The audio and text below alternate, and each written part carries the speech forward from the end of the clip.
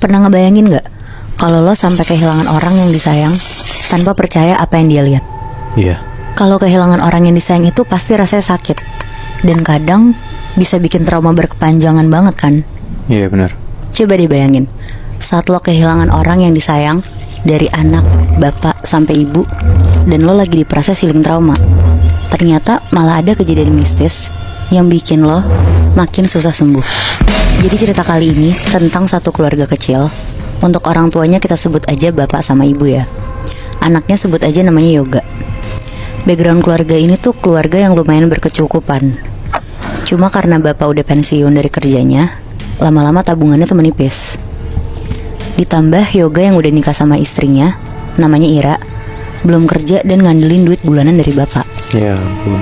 Sampai akhirnya setelah setahun Yoga menikah sama Ira, bapaknya tuh meninggal.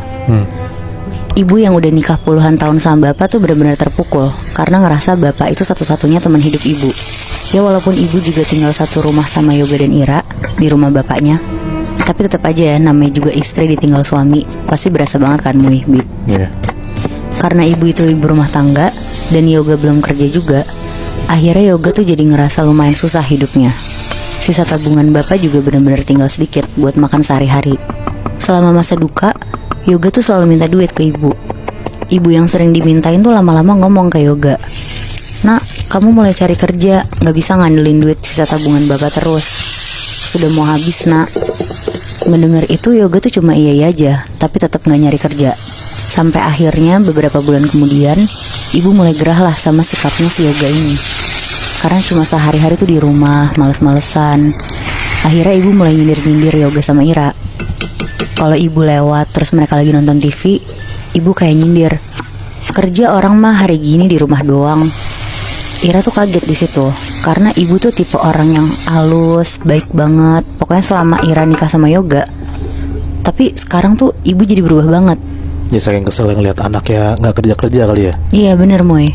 Dan sindiran-sindiran itu tuh terjadi setiap hari Moy, Bi. Sampai Ira tuh suka nangis ke Yoga. Akhirnya Yoga sama ibu tuh jadi sering berantem karena Yoga gak terima disindir-sindir ibu terus.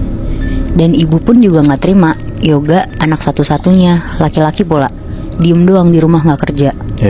Berbulan-bulan Yoga sama Ira bertahan di rumah ibu. Sampai akhirnya di titik klimaksnya, ibu tuh udah gak mau kasih uang sepeser pun buat Yoga sama Ira. Di situ Yoga tuh gak terima banget. Akhirnya Yoga sama Ira tuh milih buat pakai jalur pintas. Mereka ke dukun untuk minta kekayaan secara instan. Tapi gak berhenti di situ aja. Mereka juga minta ibu untuk gak nyebelin lagi ke mereka. Mereka minta kalau bisa ibu tuh diganggu aja sama, dalam tanda kutip, jin kiriman dari dukun itu. Oh, kurang ajar ya.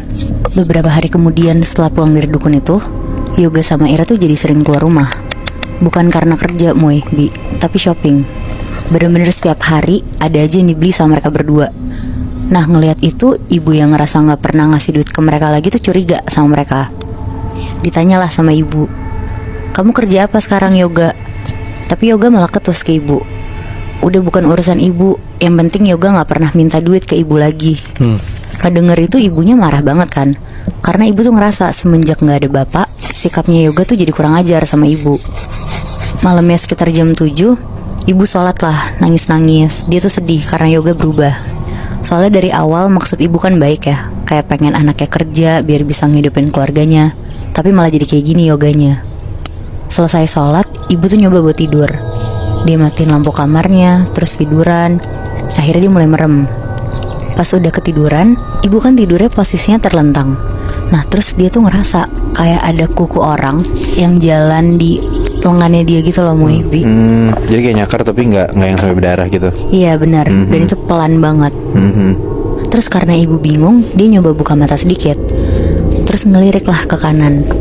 Ternyata ada sosok gede banget, warnanya hitam, lagi gesek-gesekin kukunya yang panjang banget ke lengannya ibu. Di situ ibu kaget banget dan langsung merem. Terus balik badan ngebelakangin si sosok itu. Akhirnya dia ngumpet lah di balik selimut. Kira-kira udah sejam ditunggu sama ibu, udah gak ada tanda-tanda dari sosok itu.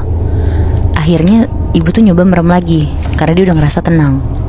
Tapi tiba-tiba ibu tuh denger kayak ada suara dari jendela kamarnya. Suaranya tuh kedengarannya kayak ranting pohon yang kena ke jendela gitu Moy. Karena posisinya pas banget di hari itu tuh lagi hujan deras dan anginnya tuh juga kenceng. Akhirnya ibu mau ngecek lah. Dia jalan, nyalain lampu kamarnya. Dia tuh mau ngecek ke sumber suara itu karena takutnya jendela ibu tuh belum ketutup benar. Jadi takut air juga masuk. Terus akhirnya ibu bukalah hordengnya. Dia buka hordengnya pelan-pelan ke arah kanan. Pas udah kebuka, ibu kaget banget. Ada sosok hitam gede yang tadi lagi gesek-gesekin kukunya yang panjang banget ke jendela kamar ibu. Set, tatap-tatapan berarti tuh. Tatap-tatapan Moy. Wow. Gue bener banget lagi. Akhirnya ibu langsung nutup hordengnya lah kenceng sambil teriak astagfirullah. Ibu langsung lari ke kamar Yoga sama Ira di situ. Tapi mereka ternyata nggak ada di rumah. Akhirnya ibu duduklah di meja makan sambil megang tasbih. Ibu zikir-zikir lah di situ. Di malam itu juga petirnya tuh gede-gede banget Moy, Bi. Sampai akhirnya tiba-tiba lampu rumah tuh mati semuanya. Ibu merinding terus dia takut banget. Dia langsung bacalah surat-surat pendek sambil berusaha nyari lilin di sekitar rumahnya. Pas ketemu lilinnya, ibu nyalain. Ibu duduk di meja makan sambil berdoa dan cuma pakai penerangan dari satu lilin yang dia punya itu. Ibu gak berhenti zikir sama istighfar. Pas ibu lagi istighfar, astagfirullahalazim berkali-kali, tiba-tiba dari arah belakang tuh ada suara perempuan. Astagfirullah, astagfirullah, astagfirullah. Di situ ibu takut banget, tapi ibu tuh merem dan ngencengin doa-doanya dia. Berarti setannya gak cuma satu dong? Iya bener Moy. Sampai akhirnya sejam kemudian ya, Yoga sama Ira tuh pulang. Pas mereka berdua pulang, lampu rumah tuh langsung nyala semua. Ibu ngeliat mereka berdua pulang tuh bawa belanjaan yang super banyak sambil kayak ketawa-tawa gitu loh, kayak happy banget. Di situ ibu mulai curiga. Ibu langsung masuk kamar dan itu tidur. Besok paginya, ibu nelfon lah temennya yang kebetulan punya kelebihan kayak bisa ngeliat sesuatu gitu. Tapi bukan dukun atau orang pinter yang buka jasa gitu Moy, Bi. Dia jelasin lah kalau dia tuh dapat gangguan dari makhluk halus semalaman. Dan temennya ini tuh bilang ke ibu kalau sebenarnya semua sosok yang datang ke ibu adalah sosok kiriman dari anaknya sendiri. Ya. Ibu denger itu tuh kaget banget sekaligus gak percaya. Tapi pas didengar lagi, semuanya tuh jadi masuk akal. Karena temennya tuh juga bilang kalau anaknya itu tuh minta bantuan dukun untuk bisa jadi kaya. Akhirnya setelah selesai teleponan, ibu tuh nutup teleponnya. Ibu langsung nyamperin Yoga di kamarnya. Ibu marah-marah sambil nangis dan bilang kalau dia tuh sebenarnya kecewa banget sama Yoga. Soalnya Yoga tuh jadi musyrik gitu kan, cuma karena mau dapetin uang secara cepat. Iya. Dan ibu juga marah banget karena ibu tahu kalau Yoga tuh ngirimin ibu sosok-sosok makhluk buat gangguin ibu. Ibu sampai bawa bapak juga pas lagi marah-marah ke Yoga. Ibu bilang kalau bapak tahu ini semua, kamu pasti diusir dari rumah ini. Karena ibu sakit hati banget sama kelakuan Yoga, akhirnya dengan berat hati ibu tuh ngusir Yoga sama Ira dari rumah bapak. Dan ibu juga gak diem aja. Ibu minta tolong temennya yang punya kelebihan ini buat bantu ngelindungin ibu. Ibu juga ketemu beberapa ustadz buat minta didoain rumahnya biar gak ada sosok-sosok yang bisa masuk rumahnya lagi. Pokoknya ibu tuh sekarang udah gak peduli lagi sama keberadaan Yoga sama Ira. Karena ibu tuh inget pesan terakhir dari bapak, yang ternyata Muibi, sebelum bapak meninggal, bapak tuh nitip pesan sama ibu kalau Yoga masih malas untuk cari kerja, ibu harus usir Yoga dari rumah biar Yoga bisa dengan sendirinya ngehadepin dunia nyata dan gak ketergantungan sama mereka lagi. Jadi ya tindakan ibu tuh bisa dibilang juga secara gak langsung pesan dari almarhum bapak yang pengen anaknya mandiri secara finansial. Wow, berarti seorang istri kehilangan bapaknya, kehilangan suaminya sampai efeknya jadi anaknya musyrik dan nyerang ibu sendiri tuh menurut gue chaos banget sih, Nat. Cuman karena uang kan dia kayak gitu. Iya, cuma karena uang dan karena kemalasan anaknya itu sendiri, Moy. Iya.